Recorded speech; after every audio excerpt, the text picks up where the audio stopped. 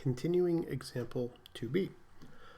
We're now going to use a simple regression analysis model to predict shipping costs using either units sold or shipments as the activity. Now, I'm aware that you either have taken or will have taken a statistics course before you graduate, so my assumption is that you will learn a whole lot more about regression and its use in your statistics course. I'm giving this relatively simplified overview of regression just to sort of alert you to the fact that you can use those regression techniques in many ways. And one of the ways you can use those techniques is to predict cost. So if you're ever in a situation where you're trying to understand costs and you've got those statistics tools at your disposal, I'm trying to show you that the benefit that you can get from those is, I think, worth the time and effort that it takes to learn the material and to put those into use in practice. So that's my sort of disclaimer here that this is a very simplified, high-level view of regression. I will let your stats professors teach you that. They do a better job than I would. So let's take a look at what we're trying to do. Again, what we're trying to do is find a relationship between some activity, either units sold or shipments, and shipping costs. So shipping cost is our dependent variable, and either of these activities would be our independent variable. If you go back to the basic approach of a cost function, you've got a slope or a variable cost per unit, and you've got an intercept or a fixed cost. And so we're going to put those two together. What regression does quite nicely is it tells you directly what the slope and the intercept are. And it also gives you a variety of statistics that tell you how well your data are fitting the model or how well your independent variable predicts your dependent variable. I'm going to give you a pretty quick and simple approach to this using a spreadsheet. And the one data point that I'll use is, or the one statistic that I'll use is the R-squared, which is a goodness of fit measure. So if our first activity is units sold, an easy way to get the slope of the line is you simply type in an equals slope formula. And it asks for our known y's, or our dependent variable first. And then, so we give it that range, and then we give it the range of our known x's, the independent variable.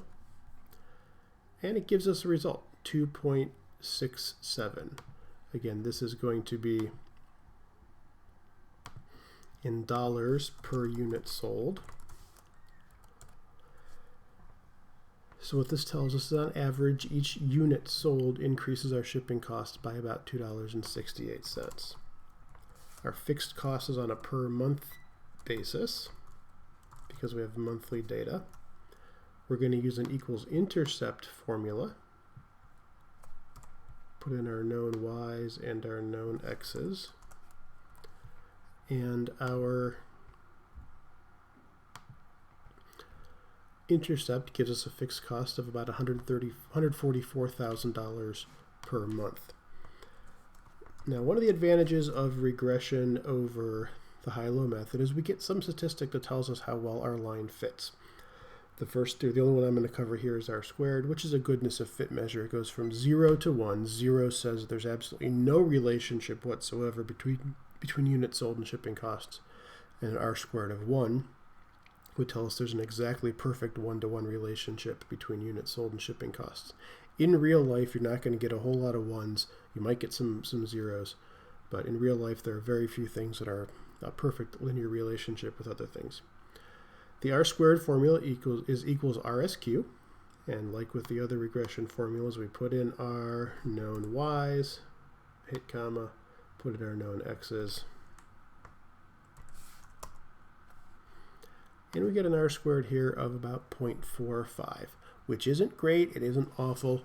It tells us that there is a linear relationship, and about 45%, so a little bit less than half of the variation in shipping costs is explained by variation in units sold. So we're looking for something better. If this is the best data or the only data we've got available, we can use it. The R-squared isn't too close to 0, but it doesn't give us a whole lot of useful information either. So that's using units sold as our measure of activity. What if we use shipments as our x variable, our independent variable, our measure of activity. So we look for the slope, so we put in shipping costs and then shipments. And here we get a slope of 121.24. So it's $121 per shipment. So on average, each shipment increases our shipping cost by $121. We can pop in our intercept formula.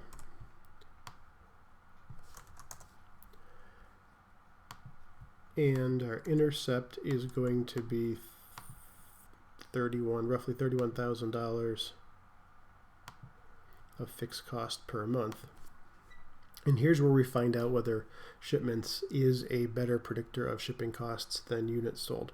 Remember from a couple of videos before, we looked at the scatter plots, and it looked like shipments was going to be a better predictor of shipping costs. But here's where we find out. And our R squared is about 0.83, all right, which is pretty good. It's a lot higher than the 0.45, and it's pretty close to 1. So if I were going to use this data in real life, I would be pretty comfortable that if I use my shipments data as a predictor and use this model of $121 per shipment and about $31,000 per month, I'd have a pretty good chance of explaining my shipping costs within a few $1,000s for the month. So that's what the R squared tells us, and that's what regression does. So these are, again, like we did with high-low, we've got two separate models. We're not going to take the unit sold model and the shipment model and add them together. These are two separate models, so I can either use the unit sold model, and I can use that to try to predict shipping costs, or I can use the shipments model. And again, our R squared tells us that the shipments model is the one that we're going to want to use. So that was, as I said, a very fast, very simplified view of regression. But I'm using it mostly, as I say, to point you back to your stats course and to get you prepared to use the stats material in a managerial application. Now with this, we've answered not only requirements 3 and 4 about using regression analysis to estimate shipping expenses, but we've also addressed requirement 5, which activity best predicts shipping expenses and how do we know? And that's what our R squared tells us. So if I were going to use either of these, I would use shipments as my model because it's got the higher R squared, and it's not just higher, but it is pretty high. 0.83 is pretty good. Another question we can answer here is question 6. Which method, high, low, or regression, gives more useful cost estimates and why? So let's take a look at our predictions or our models. Over here we've got what we did in prior videos, and we've got our estimate of shipping cost, $369 per unit shipped plus $104,000 per month. Over here, using units sold, using regression, we've got $268 per unit sold and $144,000 per month. So they're not terribly far away. They're really pretty close to one another. Same thing over here with shipments. We've got $100-some plus $37,000 per month, $100-some plus $31,000 per month. The shipments models are both pretty close to each other, much closer than the units sold models are. That would make sense because shipments is a better predictor and there's a lot less noise and a lot better predictive ability. But this is the question about which approach. Should we use the high-low approach or should we use the regression approach? I'm going to use the regression approach. If I've got it available, if I've got enough data, if I've got the tools, I'm going to use regression because I get the R squared and what other statistics you use. And I know with confidence that this model is a much better model than the unit sold model. So requirement 6 asked us to comment on which method gives more useful cost estimates. I'm going to say regression because of these statistics of goodness of fit.